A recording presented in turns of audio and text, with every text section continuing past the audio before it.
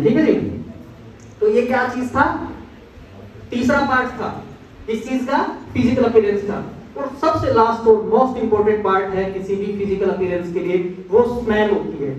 आप किसी के साथ बैठे हो ना, आपको बैठने में वो बंदा क्या चीज है, कंफर्टेबल महसूस करे।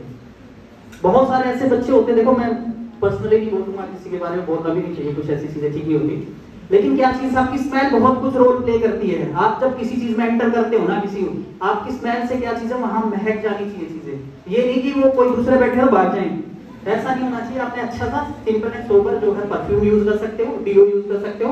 और साथ के साथ क्या चीज है, बहुत सारी ऐसी चीजें आती है, जैसे बहुत सारे बच्चे क्या होते हैं, पेस्ट नहीं करते, पेस्ट मस्ट है।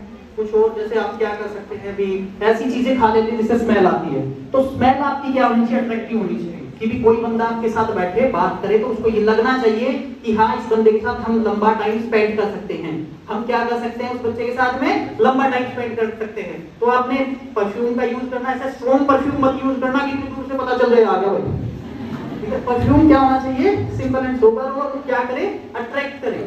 स्मेल शुड बी मतलब अट्रैक्टिव होनी चाहिए, ये नहीं कि भी पागल ही करते हैं। उन्हें कई बार चक्कर आगे पड़ जाते हैं, ऐसे ऐसे स्मेल से बच्चे कैसे ऐसा परफ्यूम यूज कर लेते हैं, बहुत सारे ऐसे डीओ यूज करते हैं। तो आपकी स्मेल भी क्या करती है, आपको पॉजिटिव बनाती है। तो फिजिकल अपीयरेंस में हमने 4 चीजें पढ़ी है, कौन बताएगा? 4 चीजें बताई फिजिकल अपीयरेंस में। फर्स्ट क्या बताया था, ड्रेस और शूज क्या होने चाहिए, नीट एंड क्लीन होने चाहिए, एज पर दी ओकेजन होने चाहिए। दूसरी क्या चीज बताई थी मैंने, जल्दी बताओ, एक्सेसरी बताई थी। तीसरी क्या बताई थी, अभी बताया था मैंने, फेशियल और हेयर स्टाइल। चौथी क्या बताई है, क्या, ठीक है। ये चीजें ना मैं बता रहा हूं ना, तो आप अपने ऊपर अप्लाई करके देखना कि कम्युनिकेशन में मैं कहां कमी में रख रहा हूं, कि मेरे को ये इंप्रूव करना है। मैं जो बता रहा हूं ना, अपने ऊपर अप्लाई करना। अपने ऊपर अप्लाई करोगे ना, फिर देखना कि भाई आपकी पर्सनैलिटी कहां तक जा रही है। समझ रहे हो, बोर तो नहीं हो रहे? अगर हो रहे हो तो इसको कम कर देंगे, इसको 2 लाइन में खत्म कर देंगे। अगली जो है ना 2 टॉपिक और है, वो हम खत्म कर देंगे जल्दी से। बोर हो गए? तो 2 पार्ट हमारे क्लियर हो गए पर्सनैलिटी डेवलपमेंट के। फर्स्ट था कम्युनिकेशन, दूसरा था फिजिकल अपीयरेंस। तीसरा जो पार्ट है वो हमारा क्या चीज है, वो है बॉडी लैंग्वेज। क्या है? सीधी सी बात है भाई, आदमी की body language play a very important role. Body language का पता है, फिजिकल अपीयरेंस में 1-2 चीजें और छोड़ दी मैंने, वो मैं बताना चाहता हूँ कि भी आप फिट होने चाहिए, मोटे नहीं होने चाहिए। आपकी क्या पर्सनैलिटी क्या होनी चाहिए, अच्छी होनी चाहिए, तभी जाके क्या है किसी को अट्रैक्ट कर पाओगे, ठीक है ना, फिजिकल अपीयरेंस में। अब चौथा जो पार्ट, तीसरा जो पार्ट है, वो क्या चीज बताई मैंने अभी, बॉडी लैंग्वेज। बॉडी लैंग्वेज कैसे है, आप जब जेस्चर्स को यूज कर रहे हो कि आपकी बॉडी लैंग्वेज क्या काम कर रही है। मैं वो कर रहा हूँ, बात कर रहा हूँ आपसे, क्या चीज है, इशारे कर रहा हूँ, ठीक है ना, मेरी क्या चीज है, ये सारी चीजें किस चीज को बता रही है, मेरी बॉडी लैंग्वेज को बता रही है। मेरे बैठने का तरीका क्या है, मेरा चलने का तरीका क्या है, मेरा क्या चीज है, बोलने का क्या तरीका है। ये मैं जब बात कर रहा हूँ तो मैं अगर अप की बात कर रहा हूँ तो अप बात करूँ, अगर डाउन की बात कर रहा हूँ तो डाउन की बात करूँ। ये जो जेस्चर्स हैं ये क्या बताते हैं, हमारी बॉडी लैंग्वेज को बताते हैं। जो बंदा जितना अच्छा कम्युनिकेटर होगा, जो जितना अच्छा पर्सनालिटी वाला होगा, वो उतने ही अच्छी क्या करेगा, बॉडी लैंग्वेज का यूज करेगा। तो बॉडी लैंग्वेज में हम 4 पार्ट, सबके 4 रखे मैंने, ज्यादा रखा ही नहीं मैंने सबके लिए। 4 ही किस चीज के थे, पर्सनालिटी डेवलपमेंट के पार्ट्स हैं। सबको मैं क्या दे दूंगा, वो देख लेना अपने हिसाब से, मैं लिख के भी दे दूंगा। 4 ही बॉडी, इसके क्या पार्ट है, बॉडी पार्ट है, और साथ में चीजें 4 ही पर्सनालिटी डेवलपमेंट के पार्ट थे। तो तीसरे पे आए, तीसरे का फर्स्ट पार्ट पढ़ेंगे बॉडी लैंग्वेज में। वो चीज क्या है, पहला क्या चीज है, टॉक विद योर हैंड्स और जेस्चर्स। जब आप बात कर रहे हो ना, अपने आप को कन्फाइंड मत करो कि ऐसे कई बंदे ऐसे बैठ के बात बस गुजरे रहते हैं, ऐसे हाथ नहीं चलाते, वो उनके विचारों के हाथों में प्रॉब्लम हो जाएगी। जब आप बात कर रहे हो ना, तो आपके जेस्चर्स होने चाहिए, हैंड्स की क्या मूवमेंट्स होनी चाहिए, आपको प्रॉपर चीज दिखना चाहिए कि भी हाँ मैं इससे बात कर रहा हूँ। ये हाथ किस लिए दिए भगवान ने, खाने के लिए नहीं दिए, इस चीज के लिए दिए हैं। इसका यूज करो अच्छी जगह पे, ठीक है ना। तो आप जेस्चर्स को यूज करो बॉडी लैंग्वेज के अंदर। आप क्या चीज देखेंगे अपनी, पहले कैसे किस हिसाब से आप जेस्चर्स, हैंड्स का मूवमेंट्स क्या है, वो सारी चीजें देखेंगे। मोस्ट इंपोर्टेंट सेकंड पार्ट है इसका, वो है स्माइल। स्माइल एक ऐसी चीज होती है जो फ्री में मिलती है, और स्माइल से क्या चीज है, नेक्स्ट बंदे को भी क्या कर देते हो आप, अट्रैक्ट कर लेते हो। या क्या चीज देखा आपने, स्माइल, अगर अच्छा स्माइल करोगे आप, अगर स्माइल अच्छा करोगे ना तो नेक्स्ट वाले बंदे की जो गुस्सा भी होगा किसमें कन्वर्ट हो जाएगा, हो जाएगा ना। ऐसी जगह पे मत कर देना पूरा एंगर और फिर स्माइल कर दो, वो तो गड़बड़ हो जाएगी। तो एज पर दी ओकेजन और एज पर दी, जब भी आप किसी से बात कर रहे हैं तो स्माइलिंग फेस होना चाहिए आपका। दुखी पर्सन को कोई भी लाइक नहीं करता, दुखी दुखी आएगा ना, इरिटेटिंग आते हैं, बॉस होते हैं या कोई टीचर्स होते हैं, कुछ होते हैं, हम भी ऐसे होते हैं, मेरे को भी, मैं भी हूं। तो जैसे कि क्या चीज होती है, हमारे स्टाफ वाले होते हैं इरिटेटिंग है, तो इरिटेटिंग वाले को कोई पसंद नहीं करता। जिसकी स्माइलिंग फेस हो ना, जिसके फेस पे क्या चीज है, ग्लो, जिस बंदे को उसको सब पसंद करते हैं, समझते हो ना, कहते हैं स्माइलिंग पर्सनालिटी है, बहुत अच्छा। तो स्माइल क्या करता है आपके, जो मैंने क्या बताया, बॉडी लैंग्वेज, बॉडी लैंग्वेज को क्या बताती है, अच्छे से अगर स्माइल अच्छा से करेंगे तभी जाके हम अच्छी बॉडी लैंग्वेज को तैयार कर सकते हैं। दूसरा चीज है कि गुड हैंडशेक, ये हमारा किस चीज का पार्ट था, बॉडी लैंग्वेज का थर्ड है हैंडशेक। बहुत सारे बच्चों की आदत क्या होती है, हाथ मिलाएंगे ना तो पूरा जोर लगा देंगे, तोड़ना थोड़ी हाथ किसी का यार, या बहुत सा सॉफ्ट सा हैंड्स होगा जैसे कि भी कुछ खाता पीता ही नहीं। तो आप जब भी आप किसी के साथ हैंडशेक कर रहे हो ना तो प्रॉपर वे में होना चाहिए, उसको लगना चाहिए, ठीक है ना जी, कि हैंडशेक कर रहे हो, ठीक है। तो हैंडशेक एक क्या करता है, बॉडी लैंग्वेज को रिफ्लेक्ट करता है, तो आपका हैंडशेक मस्ट भी प्रॉपर होना चाहिए। और नेक्स्ट जो है मोस्ट इंपोर्टेंट, वो है आपका पोस्चर। पोस्चर का मतलब क्या चीज होता है, लाइक ये बैठे हैं यहाँ पे, तो जब बैठे ना तो ये ऐसे गर्दन झुका के बैठे हैं, तो आपका क्या होना चाहिए, जब आप बैठे हो आपकी रीढ़ की हड्डी स्ट्रेट हो। बहुत सारे बच्चे देखो ये बैठा है गुड़िया, ऐसे जैसे पूरी एक्सरसाइज कर रही है, झूल रही है, तो आपका पोस्चर्स क्या होना चाहिए, आपको नहीं बोल रहा, रिलैक्स करो। तो पोस्चर्स जब भी आप बैठे हो तो आपका क्या होना चाहिए, प्रॉपर होना चाहिए। जिस जगह पे बैठे हो आपके, जैसे कि आप पैरों की क्या है मूवमेंट्स, उसको ध्यान रखेंगे, हैंड्स की मूवमेंट्स क्या है, आप बैठे हो तो प्रॉपर आपकी शेप होनी चाहिए। तो आपका पोस्चर्स क्या होता है, वो पोजीशनिंग क्या होती है, वो प्ले करती है आपकी बॉडी लैंग्वेज को। थैंक यू पीनू भाई बानी।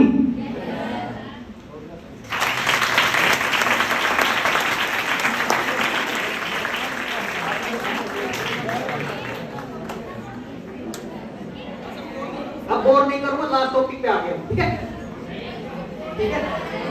लास्ट टॉपिक जो है पर्सनालिटी डेवलपमेंट का, वो हमारा क्या है, एटिकेट्स। एटिकेट्स को हम क्या कहते हैं, मैनर्स। ठीक है, तो इस लड़के को एटिकेट्स नहीं है बिल्कुल भी, इसको नहीं पता कि कैसे बात करते हैं, किसी के साथ कैसे बोलते हैं, ये क्या किसका पार्ट होते हैं, ये एटिकेट्स का।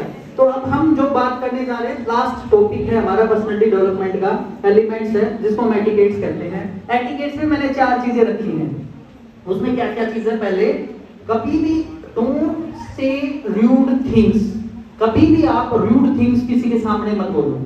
रूड बिहेवियर नहीं कर देते, अच्छा ऐसे कुछ नहीं बोलना, आपने क्या चीज है, बहुत सॉफ्टली बोलना है, प्यार से बोलना है। किसी को भगाना भी है तो कैसे भगाना है कि अगले को लगे तेरी रिस्पेक्ट हुई है, बेइज्जती नहीं हुई है, ठीक है ना। तो रूड नहीं होना किसी के साथ में, रूड हो गए ना तो जाके क्या लगेगा उसको, यार गंदा इंसान है। हमने पर्सनालिटी का मतलब नेक्स्ट वाला बंदा गलत भी काम कर रहे हो, उसका काम भी नहीं कर पाए, बाहर जाके ये कहे यार आदमी ठीक, बढ़िया आदमी, चाहे काम नहीं हो पाया, कोई दिक्कत हो गई, लेकिन बंदा क्या था, अच्छा था। तो आपने रूड नहीं होना किसी के साथ में। अगर रूड हो गए तो आपका जो एटिकेट्स है ना, वो माइंड में उसके ये जाएगा, यार ये आदमी ठीक नहीं है। तो आपको पर्सनालिटी के अंदर आपको रूड नहीं होना, बहुत सॉफ्ट रहना है, अच्छे से बात करनी है, स्माइल फेस रखना है, ये सारी चीजें हैं। अगला जो पार्ट है, बी कोऑपरेटिव। दूसरा पार्ट क्या है हमारी इसके अंदर, एटिकेट्स में कोऑपरेटिव। कोई भी बंदा आया, आपसे कोई चीज पूछी तो जाके हाँ सर मैं कर दूंगा सर, प्लीज कोऑपरेटिव होना चाहिए। तो क्या होना चाहिए, कोऑपरेटिव। अगर आप किसी के सामने कोई किसी ने बंदे ने पूछा कि सर रास्ता बताओगे, मेरे को क्या बता, मतलब क्या है, कोऑपरेटिव। आपको लगता है 2 मिनट है तो उसको बता दो सर कोई बात नहीं आप यहाँ है। किसी के साथ झगड़ा नहीं करना, किसी से हम बहुत प्यार से कोऑपरेशन से जो काम निकलवा सकते हैं वो जबरदस्त झगड़े से कभी भी नहीं करवा सकते। तो आपकी जब भी आप पर्सनालिटी को डेवलप करने जा रहे हो, बिल्ड करने जा रहे हो, तो आपने क्या होना पड़ेगा, कोऑपरेटिव होना पड़ेगा। अगर आप कोऑपरेटिव हो तभी जाके आप किसी नेक्स्ट बंदे को अट्रैक्ट कर सकते हो। एक बहुत अच्छी चीज बताऊंगा आप लोगों को, वो क्या चीज है कि आपने एक चीज सुनी होगी, आपने नेटवर्क इज नेटवर्क, स्लोगन सुना है, network is your network. Network क्या होता है, चैनल है या आपका जैसे आपका सर्कल, नेटवर्क को क्या कहते हैं, सर्कल। जितना आपका अच्छा सर्कल है, जितने लोग आपको पसंद कर रहे हैं, जितने लोग आपको जानते हैं, वो आपके लिए नेटवर्थ है। नेटवर्थ क्या होती है? नेटवर्थ क्या होती है भाई? कोई है कॉमर्स का स्टूडेंट, इकोनॉमिक्स का? क्या होती है नेटवर्थ? बता बच्चे। हमारी लाइफ इनकम, हमारी एसेट्स होती है, वो नेटवर्थ होती है। जिसका बड़ा नेटवर्क, जिसका अच्छा नेटवर्क, उसकी उतनी नेटवर्क। ठीक है? उसका मतलब क्या होता है कि भाई अगर हमारे बहुत सारे फ्रेंड्स होंगे, अब मैं इतने बंदों से कनेक्ट हो गया, मैं थोड़ी सेल्फिश सी बात करूंगा आपको, ठीक है? अब मुझे क्या है, कितने बंदे जानने लगे एडवोकेट है ये, इतनी फैमिली जानने लगी ना, तो मेरा नेटवर्क क्या हो गया? बढ़ गया। अब कल को भगवान ना करे, भगवान ना करे, किसी को क्या चीज है, कोई लीगल कॉम्प्लिकेशंस आ जाए, कॉम्प्लिकेशंस आ जाए, या पड़ोस में आ जाए, चलो आपको नहीं करते, किसी के पड़ोस में आ जाए, किसी रिश्तेदार के आ जाए, तो आप क्या कहोगे? यार एक एडवोकेट आया तो था यार, उससे बात कर लेते हैं।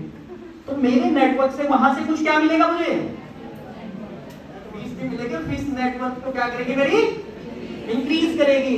तो अगर कोऑपरेटिव होगे, अगर मैं कोऑपरेटिव नहीं हूं, मैं एटीट्यूड में रहता हूं, तो आप मुझे रेफरेंस करोगे नहीं, मत जाना उसके पास, कोई फायदा नहीं जाएगा उसके पास में, वो तो है ही ऐसा। तो इसलिए आपका नेटवर्क अच्छा डेवलप करोगे, बिल्ड करोगे, तो जाके क्या बनाएगा? आपका नेटवर्क इंक्रीज होगी। कोई दिक्कत इसमें? फिर आता से थैंक यू। तीसरा पार्ट इसका क्या है? से थैंक यू का मतलब क्या होता है? जब आप भगवान से सुबह उठते हो ना, एक बार थैंक्स बोला करो, भगवान मेरे को यहाँ पे पैदा किया, मेरे को खाना दिया, मैं स्वस्थ हूँ, सारी चीजें हैं, तो वो क्या कहलाता है? आपको क्या करेगा? और देगा अच्छा। सेम चीज, आपकी पर्सनैलिटी को अच्छा बनाना है, तो किसी के काम के लिए थैंक्स बोलना सीखो। Thank you sir, thank you sir, thank you, आपने मेरे को मौका दिया सर यहाँ आने के लिए, मेरी नेटवर्क बढ़ाने के लिए, थैंक यू सर। ठीक है? तो ये क्या है? थैंक यू का पार्ट रहता है। लेकिन कई बार क्या होता है, मैं लेट हो गया था, तो मुझे आते ही नहीं, ये नहीं बोल देना कि सॉरी सर मैं तो लेट हो गया, नहीं, कई बार ये कहूँगा thank you for your cooperation, मेरा वेट करने के लिए थैंक यू। तो ये एक वे है आपकी पर्सनैलिटी को इनहांस करने का। थैंकफुल हो सब चीजें के लिए। जब अच्छे थैंकफुल होते तो भगवान भी देता है। भगवान एक ऐसी चीज है जो कि यूनिवर्सल है, सबको अच्छा करोगे तो देगा। सेम चीज थैंक यू बोला करो।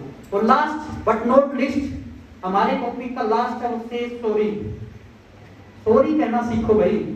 जिस बंदे ने गलती कर दी, कोई हो भी जाती है, माफी मांगने वाला बड़ा होता है, सुनता है, या माफी देने वाला बड़ा होता है? मैं कहता हूँ मांगने, अगर मांगोगे भी तो देगा कौन है? तो पहले कौन हो गया? माफी मांगने वाला बड़ा होता है, ठीक है? देने वाला फिर बाद में बड़ा हो जाएगा, कोई दिक्कत नहीं, ठीक है? तो जब भी आप कोई चीज कर रहे हो, आपकी पर्सनैलिटी को एनहांस कर रहे हो, तो आपने है ना सॉरी बोलना सीखना है। घर पे कई बार रिश्ते है ना छोटी सॉरी से सुधर जाते हैं, घर के भी रिश्ते और बाहर के भी, पर्सनल और प्रोफेशनल दोनों रिश्ते किससे सुधर जाते हैं? छोटी सी सॉरी से।